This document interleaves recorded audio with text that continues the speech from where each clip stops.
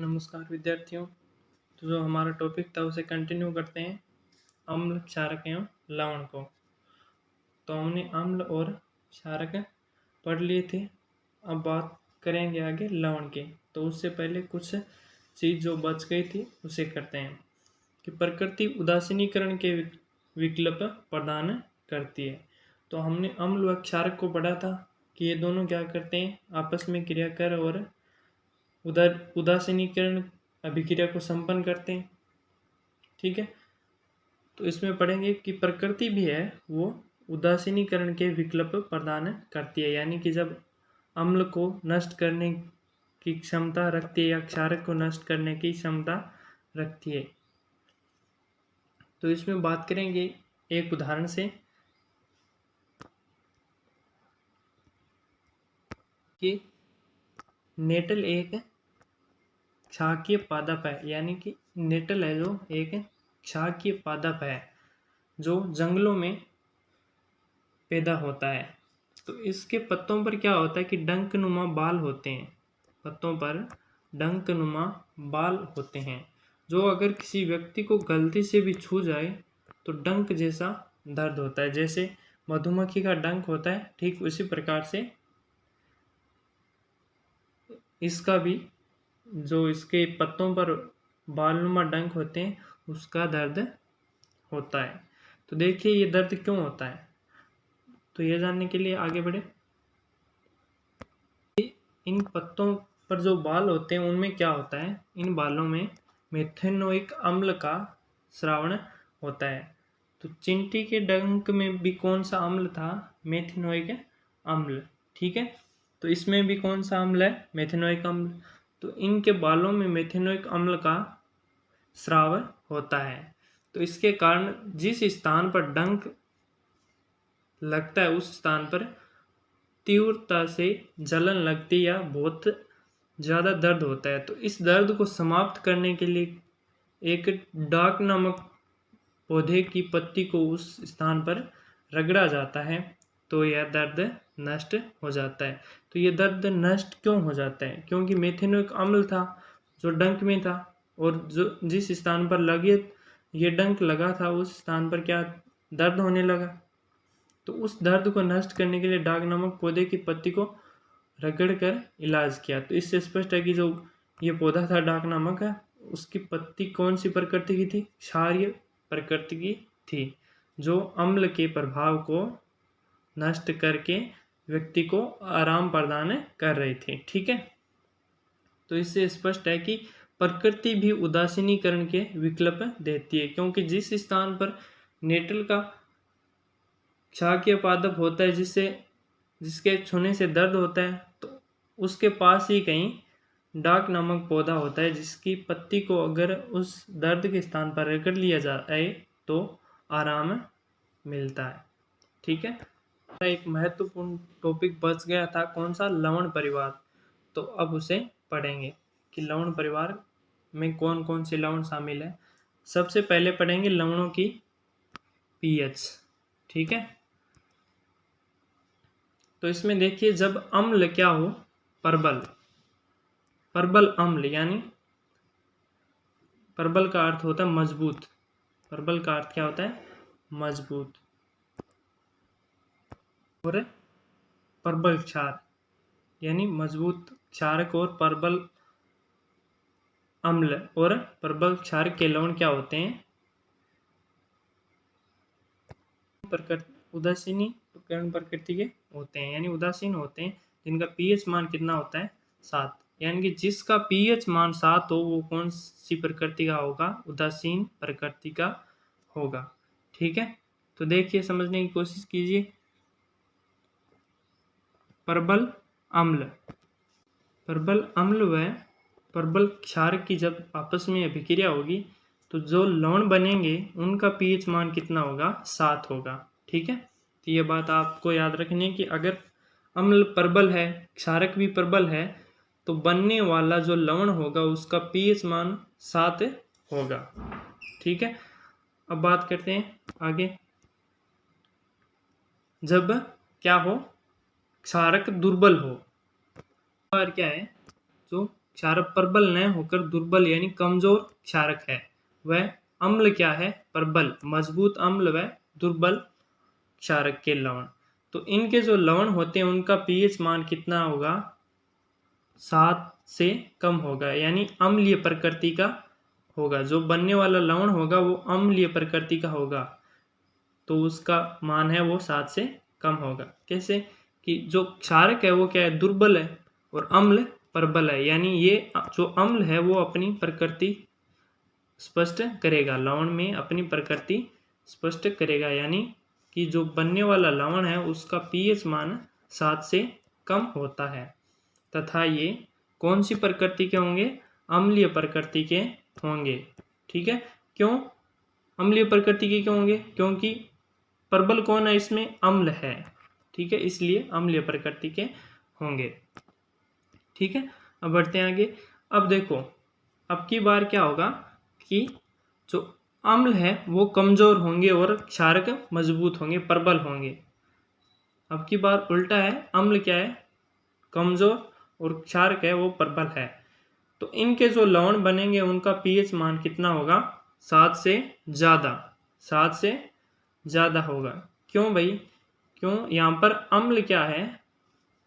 दुर्बल है यानी कमजोर है, अम्ल कमजोर है। क्षारक क्या है? प्रबल है यानी मजबूत है। तो जाहिर सी बात है ये अपनी प्रकृति को बढ़ावा देगा, ये कम है तो इसलिए क्षारक अपनी प्रकृति को बढ़ावा देगा। तो जो बनने वाले लवण होंगे उनकी प्रकृति क्या होगी?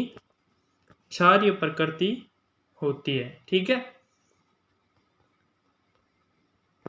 बात करेंगे साधारण नमक से निर्मित कुछ रसायन। साधारण नमक होता है, साधारण नमक का आपका कौन सा होगा? NaCl। NaCl, अगर आपको साधारण नमक का सूत्र पूछ लिया जाए तो उसका सूत्र है NaCl। तो इससे निर्मित होने वाले कुछ रसायन, एक हो गया NaCl, दूसरा होगा आपका मान लीजिए कैल्शियम हाइड्रोक्साइड होगा और सोडियम बाइकार्बोनेट भी हो सकता है। ठीक है, तो यानी कोई भी साधारण नमक हो सकते हैं उससे निर्मित होने वाले रसायन। तो पहला नंबर आता है इसमें सोडियम हाइड्रोक्साइड। ठीक है, पहला नंबर आता है सोडियम हाइड्रोक्साइड। NaOH का निर्माण कैसे होता है? ठीक है, तो देखिए NaOH का निर्माण कैसे होता है। तो इसमें क्या करेंगे कि सोडियम क्लोराइड के जलीय विलयन में प्रवाहित करेंगे। ठीक है, तो देखिए सोडियम क्लोराइड के जलीय विलयन में विद्युत प्रवाहित करने पर यह क्या होता है? वियोजित। वियोजित का अर्थ होता है टूटना। वियोजन अभिक्रिया पढ़ी है आपने, वियोजित का अर्थ होता है टूटना। वियोजित होकर सोडियम हाइड्रोक्साइड उत्पन्न करता है, यानी NaOH उत्पन्न करता है।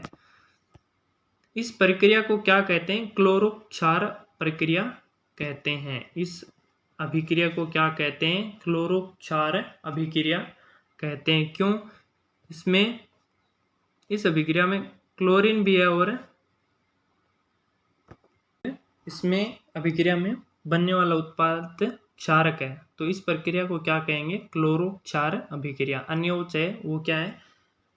जल में घुलनशील होता है, इसलिए उसे क्षार कहते हैं। NaOH एक क्षारक है जो जलीय विलयन में घुलनशील होता है, इसलिए उसे क्षार कहते हैं। तो इस प्रक्रिया को बोल दिया क्लोरो क्षार प्रक्रिया। ठीक है, तो इसके निर्माण की समीकरण देखो। तो हमें बताया गया था कि NaCl है, उसकी अभिक्रिया जल की उपस्थिति में विद्युत प्रवाहित करने पर तो जो NaCl था वो वियोजित होकर यानी टूट कर Cl माइनस Na प्लस। क्यों?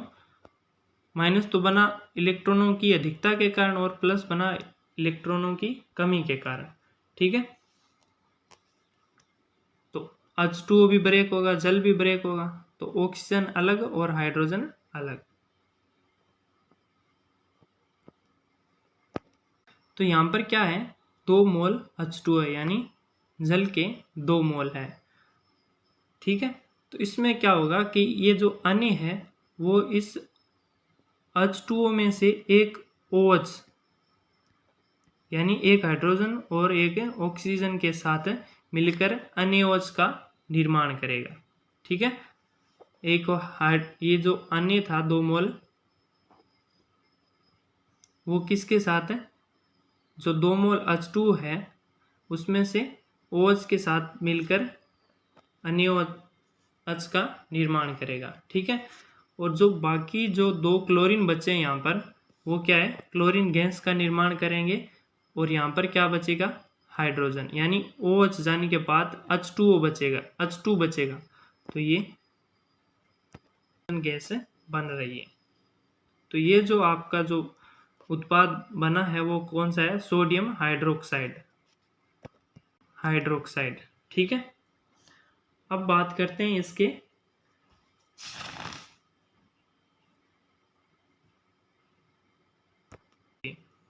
तो उससे पहले कुछ चीज़ें बाकी है कि ये जो सारी अभिक्रिया होती है ये एक बीकर में संपन्न होती है जिसमें बैटरी द्वारा एनोड और कैथोड लगे होते हैं। तो जो गैस कैथोड एनोड पर इकट्ठी हो रही है वो कौन सी है, क्लोरीन। ठीक है, एथोड पर जो इकट्ठी हो रही है गैस वो है क्लोरीन, और जो कैथोड पर हो रही है वो है हाइड्रोजन गैस। कौन सी है, H2 हाइड्रोजन गैस। अब पढ़ेंगे हम जो अन्य OH सोडियम हाइड्रोक्साइड थे उसके उपयोग। तो उनमें पहला है, जो इस अभिक्रिया में जो Cl2 क्लोरीन बन रही है उसका उपयोग किसमें किया जाता है, ईंधन के रूप में किया जाता है। ठीक है, वाहनों में ईंधन के रूप में किया जाता है। ठीक है, अब बात करते हैं दूसरे उपयोग की। तो इसमें जो हाइड्रोजन गैस निर्मुक्त हो रही थी उसका उपयोग जल की स्वच्छता व PVC के निर्माण में किया जाता है। PVC का अर्थ होता है पॉलीविनाइल क्लोराइड, जो एक बहुलक है उसके निर्माण में इसका उपयोग किया जाता है। ठीक है, जो अब आपका जो तीसरा टॉपिक है वो है अन्य OH का उपयोग। जो अन्य OH सोडियम हाइड्रोक्साइड का उपयोग ग्रीस हटाने व साबुन व कागज बनाने में किया जाता है। तो जब आपको अन्य OH के उपयोग पूछे जाएं तो एक तो बता दो कि आपकी जो क्लोरीन है उसका उपयोग ईंधन के रूप में, जो हाइड्रोजन है उसका उपयोग जल की स्वच्छता, अन्य OH का उपयोग ग्रीस हटाने व साबुन व कागज बनाने के उद्योग में काम में लिया जाता है। पहला निर्मित रासायन अन्य OH, साधारण नमक से निर्मित पहला रसायन था अन्य OH। अब बात करते हैं 2 नंबर रसायन की, कौन सा है, विरंजक चूर्ण।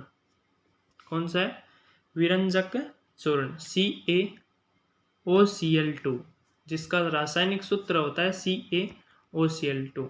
तो कई बार परीक्षाओं में इनके रासायनिक सूत्र भी पूछ लिए जाते हैं। तो विरंजक चूर्ण का सूत्र क्या है, CaOCl2। तो इसके निर्माण की प्रक्रिया पढ़ेंगे कि शुष्क बुझे हुए चूने पर क्लोरीन की क्रिया से विरंजक चूर्ण का निर्माण होता है। शुष्क बुझे हुए चूने यानी CaOH की होल्डवाइज पर क्लोरीन की क्रिया करवाई जाती है, यानी इससे क्लोरीन की अभिक्रिया करवाई जाती है तो विरंजक चूर्ण CaOCl2 का निर्माण होता है। तो इसके निर्माण की समीकरण देखेंगे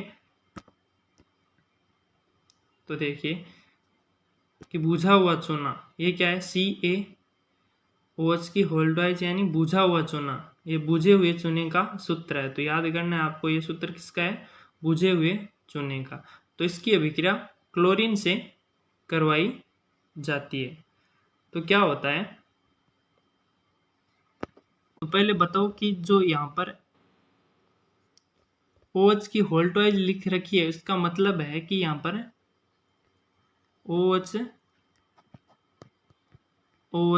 2 बार है, यानी 2 मोल OH है यहाँ पर। ठीक है, एक कैल्शियम के साथ कितने OH जुड़े हैं, 2।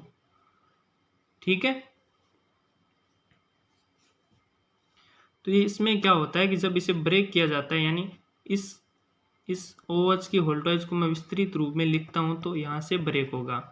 ठीक है, तो ये क्या हो गया, CaO बचेगा और HOH अलग बचेगा। ठीक है, तो जो ये CaO बचा था उसके साथ Cl2 जुड़कर CaOCl2 का निर्माण करती है। समझने के लिए ये विस्तृत रूप में लिख रखा है। ठीक है, तो जब यहाँ से ब्रेक करेंगे तो CaO बचेगा और H2O बचेगा। ठीक है, तो ये जो क्लोरीन गैस है वो इसके साथ जुड़कर CaOCl2 का निर्माण करेगी और जो यहाँ पर H2O बचा है वो जल का निर्माण करेगा। तो ये थी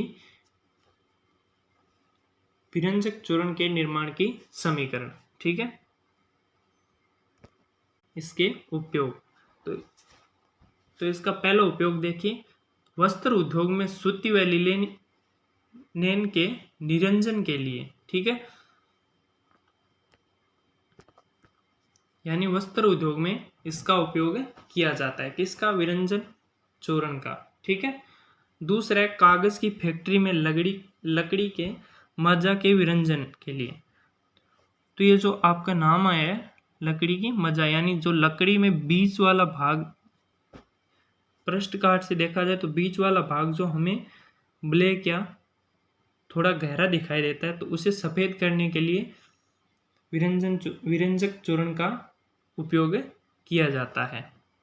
ठीक है, तो अगला है आपका पीने के पानी में रोगाणुनाशक के रूप में। ठीक है, तो पीने का पानी है उसमें जो रोगाणु होते हैं उनके विनाश के लिए इसका उपयोग किया जाता है। तो ये थे विरंजक चूर्ण के उपयोग, तो ये आपको याद रखने ज़रूरी है। ठीक है, बाकी का अगला जो आपका तीसरा रसायन है बेकिंग सोडा, उसके बाद होगा प्लास्टर ऑफ पेरिस धोने का सोडा। ये करेंगे हम अगले वीडियो में। धन्यवाद।